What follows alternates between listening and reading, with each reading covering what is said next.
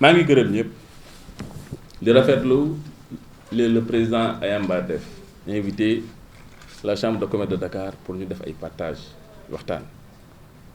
Certes mission chambre de commerce mooy encadrer le secteur privé mooy jàppale former le secteur privé mooy taxaw ci li nga xamante ne mooy soxla secteur privé. Donc le président gis naa ne chaque jour mu ngi woo Dakar di seet lan moo nekk ci région bi ak nan la ñuy ànde pour loolu ñu mun ci taxaw kon maa ngi koy gërëm ci seen kanam. ñu ngi leen di wax aussi que collaboration bii nga xamante ne war nañ ko ànd ak chambre de commerce de Ziguinchor xëy na expérience bi Dakar am moom lañu bëgg a ñëw seet nan lañ koy partager kon baax na ñuy def des échanges yu mel nii pour waxtaan kenn ku nekk fan nga toll. Je disais que à Dakar ñun suñu budget tey ren dem na presque bien que wàcc na ndax affaire Covid bi presque ñu ngi ci 2 milliards waxtaan naa ci ak le président Ayamba ne ko nos collègues de Burkina Faso Mali ñu ngi ci ay 30 milliards. kon dafa jaadu ñu delloo chambre de commerce ses prérogatives ndax tout le secteur privé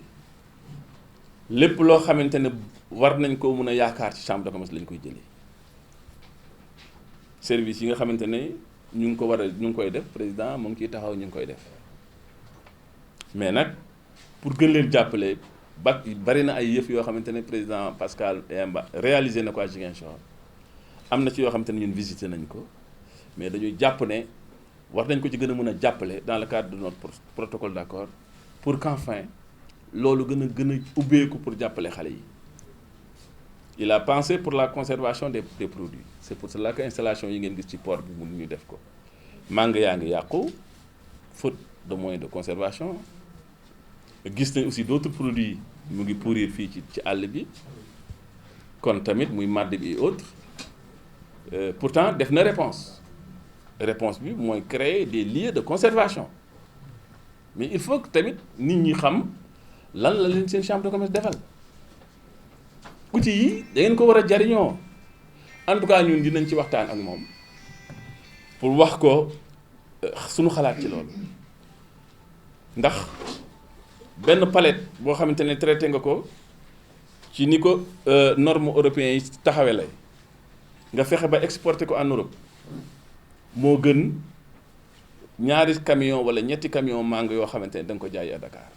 li ci des rek mooy sensibiliser les opérateurs orienter leen wax ne l'outil est déjà là il faut ngeen jariñoo ko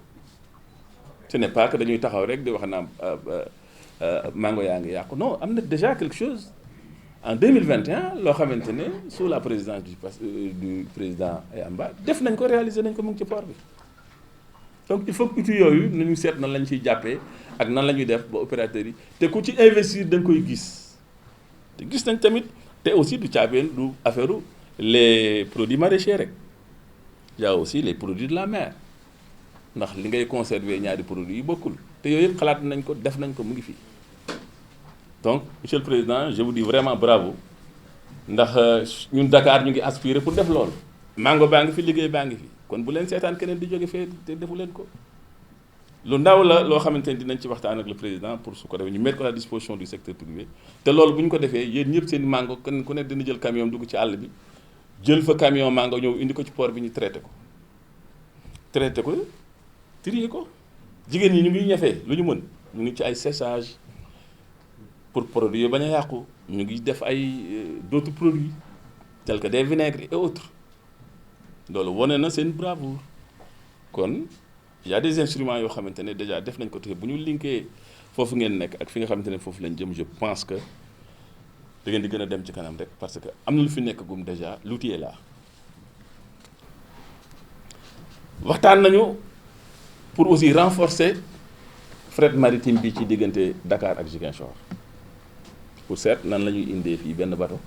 wala ñaar. nous avons saisi déjà des partenaires yoo xamante ne waxtaan foofu mun a toll du ump le bureau de la chambre de commerce de Ziguinchor wax président waxtaan na ci ñun am na ay partenaires yoo xamante ni wax nañ ko ak ñoom ñu seet. dans le cadre d'une collaboration win-win entre ñun ak partenaires yooyu nan la ñuy mën a renforcer l'existence déjà de Ziguinchor donc kon dañ koy yokk rek mais xalaatuñu luñ ko wàññi. wax nañu tamit ñun suñu spécialité ndax jàpp nañu ne am nañu ay auditeurs yoo xamante ne ñu ngi jàngale les métiers du port maanaam les métiers du commerce moo tax ñu indaale chef de division pour ñu gën a réfléchir ak yéen seet nan la ñuy mën a fexe ba xale yi tamit ñu jàngal leen une formation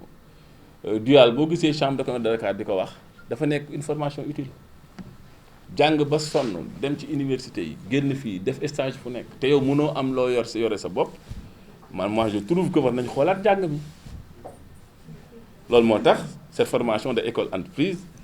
jàpp nañu ne moo nekk njàng bi baax njàng bi gën. donc nous avons tendu la main à notre collègue de Ziguinchor pour lui dire que li mu am ci personnel ak fi nga xamante ne xalaat na ko bëgg fa jëmee région bi en matière d'emploi Dakar dina ko ci jàppale ci wàllu woowu ndax am na lu fi nekk déjà am na fi structure boo xamante ne ñoom créé nañ ko te je pense que vision bi foofu la jëm. mais nag di delloo wax bi nag les opérateurs économiques di delloo wax bi les autorités di delloo wax bi aussi les jeunes mënuñu def dara sans la paix. il faut ñëpp xam ne économie mënul taxaw te jàmm amul nattu la certes pour le Sénégal ndax mun a am benn partie du Sénégal am ay problème wàllu lu bari parce que Casamance bari na lu mu mën a régler ci Sénégal en matière économique. kon bu ñu demee loolu am gis nañu taxawaayu jigéen ñi ñu ngi ciy ñaan yàlla nga ci yàlla dimbale parce que li xew tey xew léegi mooy dimbali les jeunes. am na fi potentialité boo xamante ne amul ci yeneen région xëy na li ci des rek mooy réfléchir orienter xale yi ñu dugg ci loo xamante ne peut-être dinañ ko mën a yóbbu Louga Saint-Louis yóbbu ko feneen te loolu dafay développer région bi. donc kon échange yooyu le président Ayamba moom la ñu woo pour ñu ànd ci ak moom liggéey ak moom te loolu la ñu koy wuyu nañu xam ne am nañ ay atout xale yi fii mu nekk à Ziguinchor. at yu ñu am xëy na am du mën a yeneen région amuñu ko waaye bari nañu yaatu kon li ci des rek mooy encadrer leen jàppale leen source de financement yi ñu xam ñu mettre à leur disposition te aussi ñu bañ a xaar ñu bañ a xeeb dara kon nag nañu bañ a xeeb su ko defee dugg ci liggéey bi jël diplôme yi def ko ci poche yi nu ànd développer suñu réew.